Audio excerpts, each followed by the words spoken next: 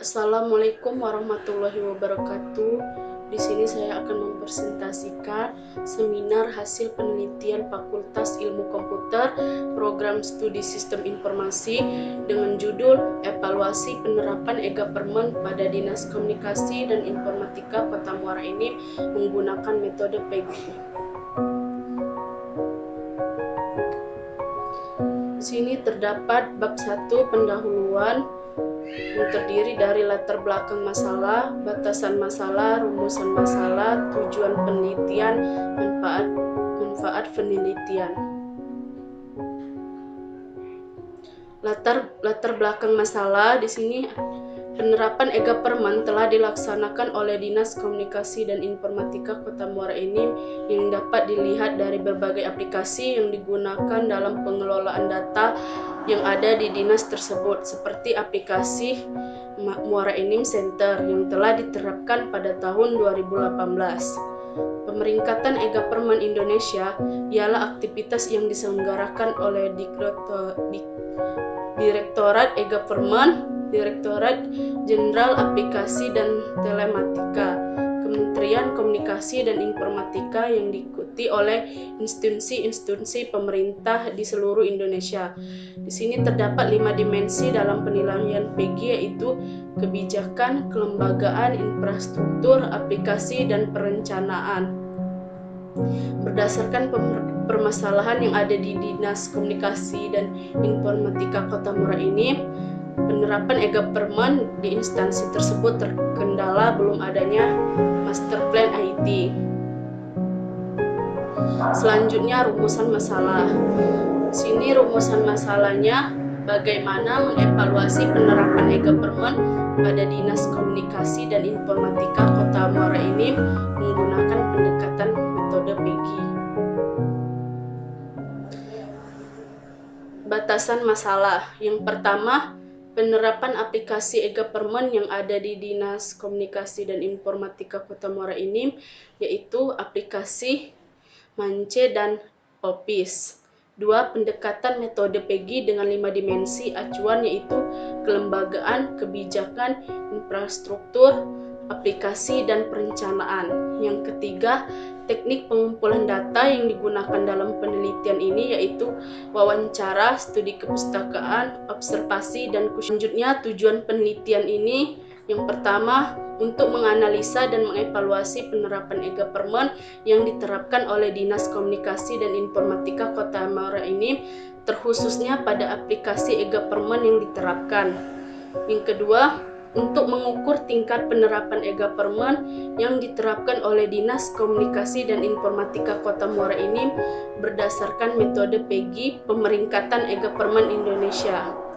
Yang ketiga, untuk merekomendasikan hal-hal yang dianggap perlu untuk dikembangkan untuk menunjang penerimaan e-Government yang lebih baik.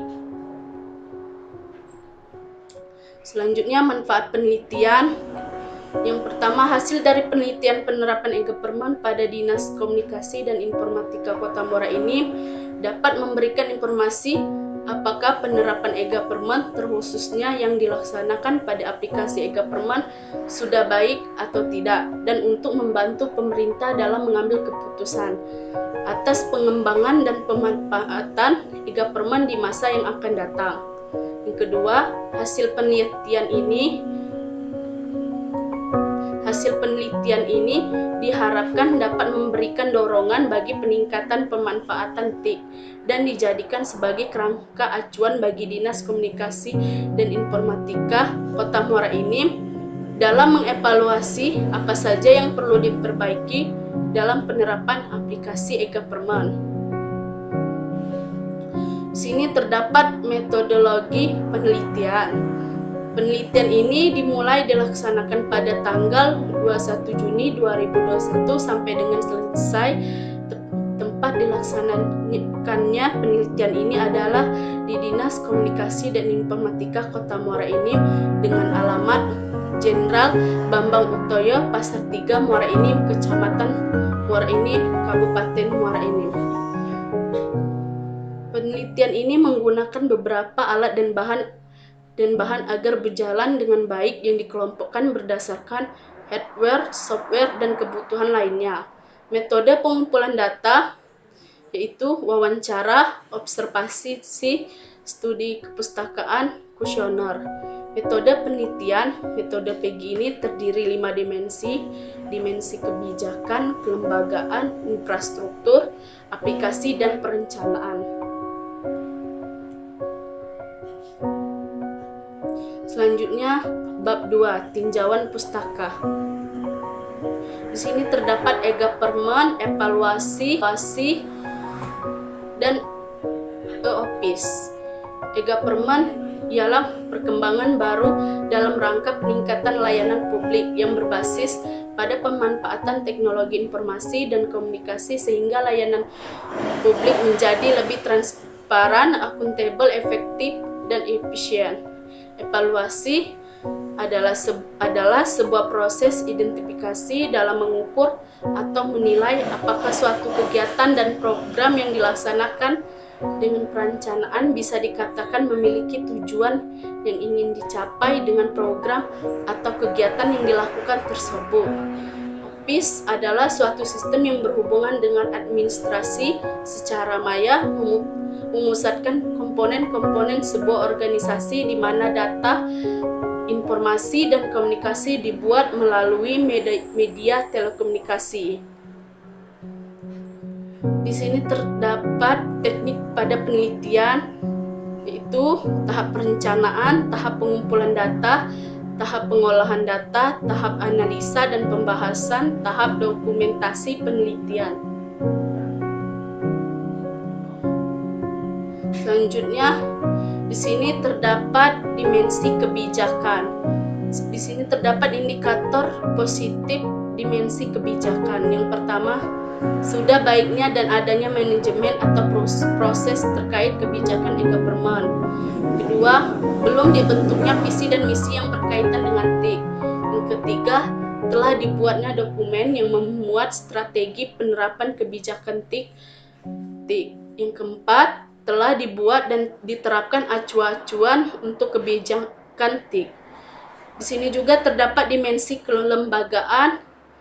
Indikator positifnya, yang pertama, bagan organisasi sudah beroperasi secara resmi dan berjalan efektif. Indikator negatifnya, kurangnya ketersediaan SDM, jumlah dan tingkat kompetensi pendataan tenaga kerja yang lengkap.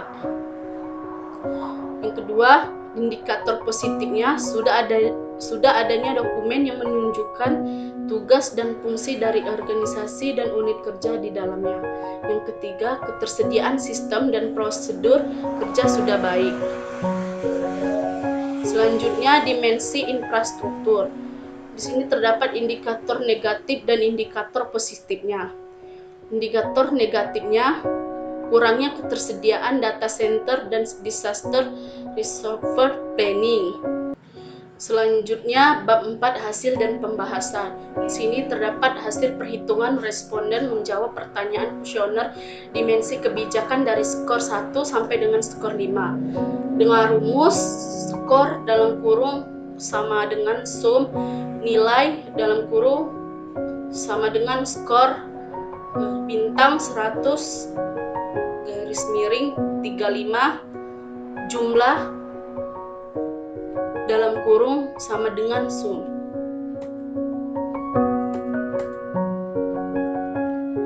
Ini gambar hasil perhitungan responden menjawab pertanyaan kuesioner dimensi kelembagaan dari skor 1 sampai dengan skor 5. Hasil perhitungan responden dimensi infrastruktur.